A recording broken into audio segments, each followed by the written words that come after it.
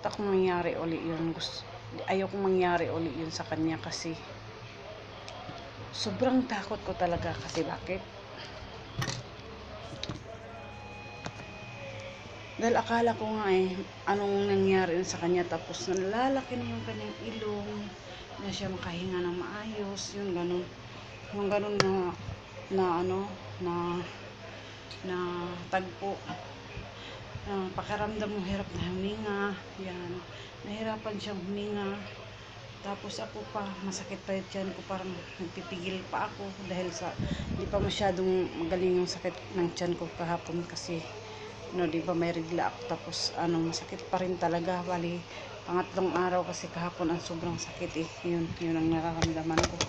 So yun, alam niyo bang nahirapan ako, sobrang hirap talaga, na natatakot dahil kung anong mangyayari sa kanya. Baka iba na yung nasa isip ko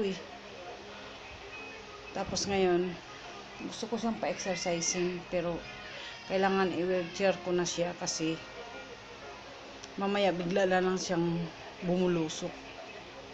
Dahil para ba siyang unti-unting gumagano, pag nakatayo na siya, unti-unti siyang uklo ng ganyan.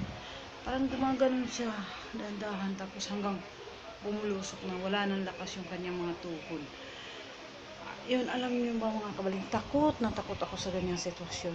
Kasi kaya nga tinitingnan ko sa YouTube yung mga ano ang mangyayari sa mga may Parkinson, anong mga reaction, anong start. Yun, nakikita ko yun, sabi ko, hala, ganun pala si sir. Yun pala yun nung umpisa. Kasi mayroon akong nakikita doon na may Parkinson na na sa YouTube may nakita akong may Parkinson disease na hindi na siya makabangon, hindi na siya, bedridden na siya. Sabi ko, iniisip ko kasi ang laki ng bus ko, di ko kayang, buti yung nakita ko sa YouTube, siya, maliit lang siya, kaya na siyang bihisan. Sabi ko, ang diaper, naka-diaper na lang siya. Sa akin ang bus ko, nagda-diaper siya sa gabi lang kasi hinahirapan ako dahil malaki siya, di ko siya mabibihisan. Iniisip ko ngayon, kung halimbawa naman siya magkaganyan, na na lang siya, ang tawag nito, diaper na lang siya. Iniisip ko ngayon, paano na lang kung na siya, yung kumbaga, yung yung na siya, yung na talaga, yung hindi na siya katulad nung napanood ko na hindi na, bedridden na siya. Tapos mabigat. Hindi kaya talaga siya mag-isa. Hirap nga kami, dalawa kami, lalaki yung isa, ako ang kasi ayaw niyang mag-alaga sa kanya na kay alam ko anong mayroon sa akin, bakit gusto niyang ako mag-alaga sa kanya na hindi ko naman siya kaya.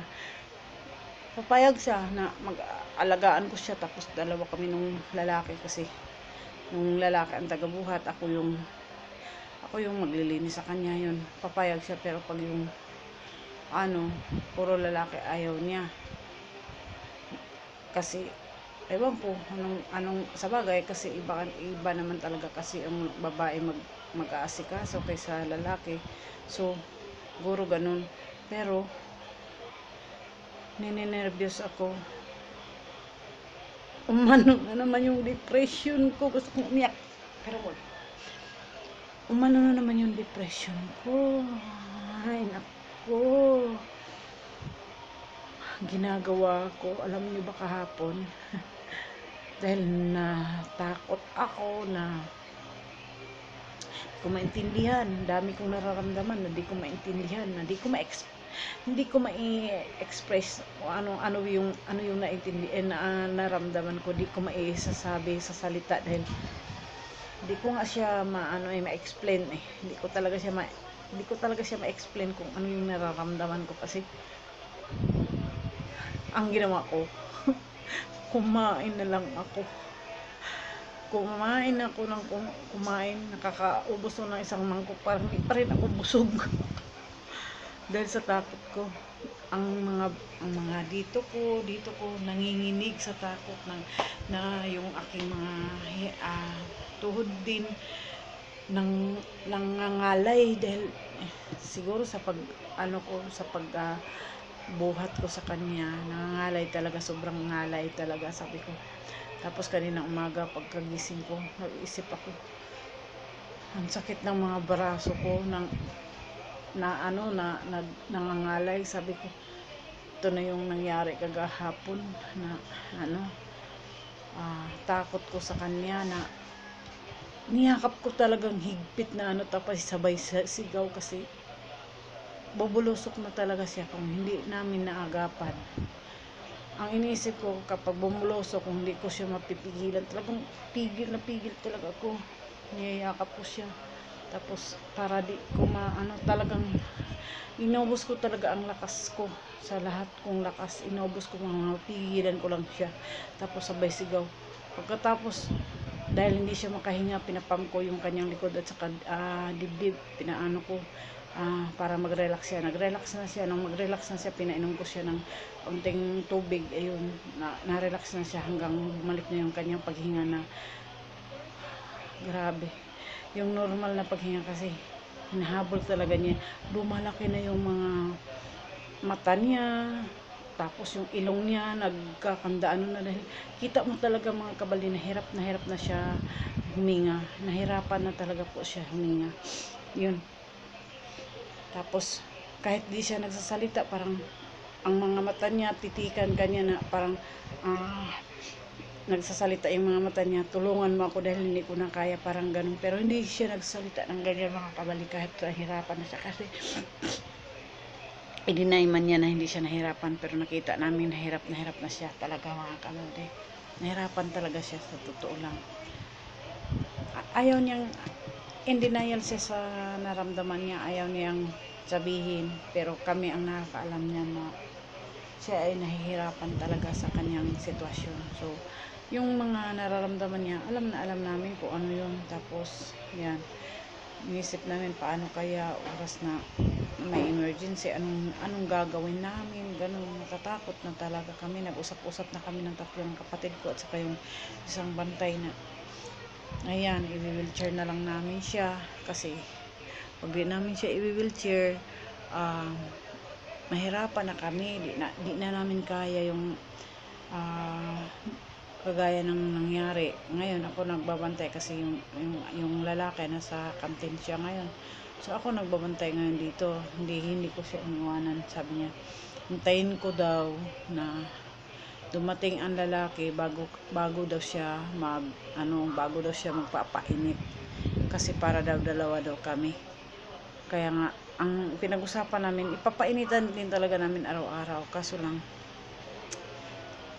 di na kaya niya maglakad mag-isa. Di na niya kailangan i-wheelchair na talaga siya, kasi bumulusok na siya pag tumayo siya, para ba siyang kandilang nauupos, yung parang bigla lang siyang gumaganon, parang gumaganon yung katawan niya. Kung hindi mo maagapan, bagsak ang bewang. Ang inisip namin, pag mapilayan siya, mas lalo kami mahirapan. Imbes na okay lang sana ng ganyan na nakakalakad pa siya, kahit naka-wheelchair siya, okay lang, kasi pwede pa naman siyang tumayo. Dahil hindi namin siya kaya, dahil wala siyang gear na para mahawakan namin. Short lang, pupunit yun. At saka kaya nga nagplano nga kami na bilhan namin siya ng gear ng ganun, or ewan ko, bahala na sila. Pero hindi naman namin siya mapagdesisyonan ng ganyan. Pero sinasuggest namin kasi para sa kabutihan din niya. Kung hindi naman, ayaw naman din nila, wala kami magawa, pero kami rin ang nahihirapan. Hirap na talaga siya. Ang akala lang ng mga nasa paligid, okay pa siya, pero hindi na siya okay. Hindi na talaga okay. Kaya nalulungkot din kami.